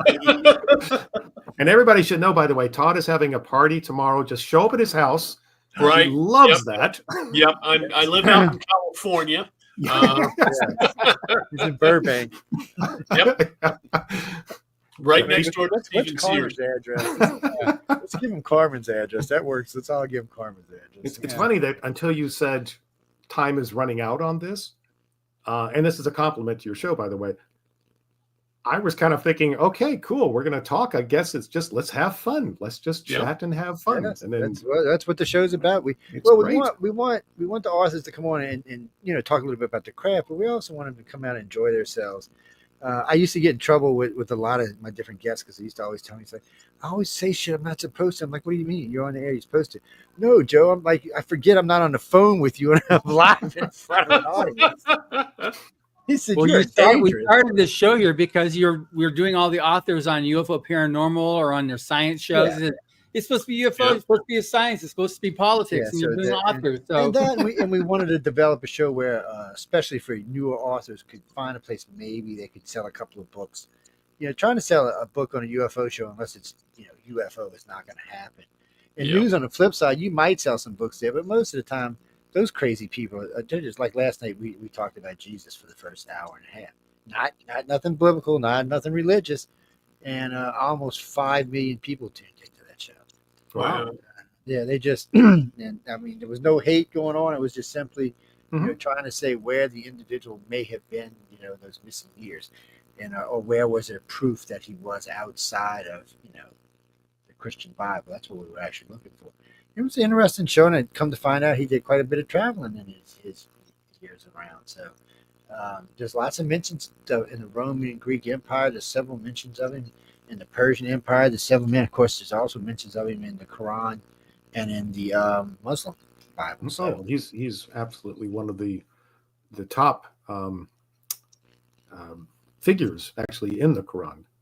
Yeah, he is, and trying to make people understand. Because people get mad at me all the time. They're like, well, I can't believe in somebody because he probably didn't exist. I said, well, let's find out if he existed or not. So that's what we did the show, because we actually had gotten a lot of complaints. Because I'm not really a religious person. I'm more spiritual than religious. But I figured, look, I was raised Catholic. I was in the Baptist church as well. So I'll give y'all a helping hand and show you the individual actually existed. Then you can make up your mind from that point. At least you know that there was an historical version of Jesus. Whether he was the son of God or not, that's your determination to make. But at least you know for sure the individual did exist. Yeah. So it makes it harder for people who were on the edge, teetering, to cross over to the other side, which, but sometimes, sometimes you don't. I actually, in a lot of my writing, I will play with theology. I've studied a lot about that. And I would get into conversations with people who are strict interpretationists, univocality of the Bible. And we would get into these, not angry discussions. We had good discussions. And I would tell them at the beginning, you're going to win this discussion, but I said, if you just remember one thing, and I said, you won't remember it. And we get through this whole discussion. I remember one time in college, we finished this whole thing. And the guy said, okay, how could I have won? And because I was throwing science and all that kind of stuff. And I said, well, the problem was you were playing on my ground. You were trying to respond to me. All you had to say is, this is my personal faith and I believe it. And I would have conceded. I would have said, yeah, I can't argue with that. It is. That's basically what it is too. Yeah. So and one thing, somebody asked me one time about I get people who write to me from time to time and ask me, how come we don't have a cookie cutter network like all the rest of them? I said, what do you mean? Because I allow for different political and religious views on my network. And they're like, yeah. I said, because it's much more fun when we do panels. You learn more, you understand more. From time to time, I even find out shit I didn't know, which is a rarity, but still, it's fun. But it does. I don't want to be somewhere where everybody's just bowing down because, first off, I'm the boss. And secondly, I'm crazy to start off. You don't want to have my views. Trust me, you want to have your own. And it's all of our hosts are not only do they have their own views, but they will stand by them, which is one of the things I like about them. And our manager is She's done lots of television. Michelle DeRoche, she's done quite a lot of TV, but just consultant. They like to put her on there because she looks like Elvira kind of. Ah, awesome. Well, that'll do it. So it's one of the things. I hear looking Anyway, at Todd. Yes. Anyway, Steve and Todd, great having you on. John, Thank you. go eat something good for me, like a good steak or something. Ladies and Okay. gentlemen, we got to get out of here. No, And I have a got- Merry Christmas, everybody, or Yeah. Happy Yeah. Hanukkah, Yeah. beginning of Hanukkah on the 25th. Happy whatever Christmas and holiday Hanukkah you at the believe same in. time this year. Yeah. Well, that's interesting. Let's see. Yeah. That's kind of fun. Yeah. But, anyway, whatever you personally believe in, people, enjoy yourself, have some fun. Don't let people try to take your beliefs away from you because they're yours. Yeah. I don't personally care what anybody believes in. Just believe in something, whatever it may be. I don't care. Believe your dog's the prettiest one on the planet, like all the rest of us dumbasses do. Anyway, on that note, I gotta say good night. Stay tuned for the Gray Zone, which will be coming up in just a few minutes. I think they're doing the Shroud of Turin tonight. So. Oh, wow. On that note, y'all have a good night, and we will see y'all next Saturday, I guess, because I'm off this Wednesday. Yeah. And next Wednesday. Great.